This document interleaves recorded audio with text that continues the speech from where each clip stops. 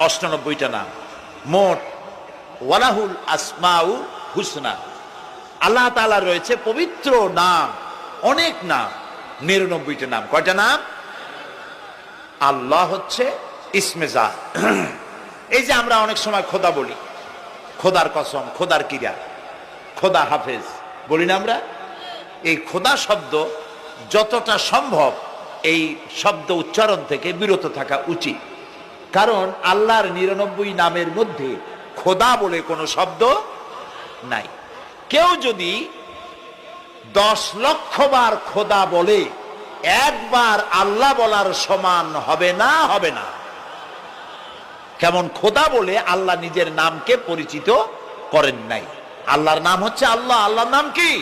তো একবার আমার প্রোগ্রাম হলো ক্যালিফোর্নিয়া, লস অ্যাঞ্জেলেস। এখানে আমার 3 দিন প্রোগ্রাম। তারা একটা দিন আমাকে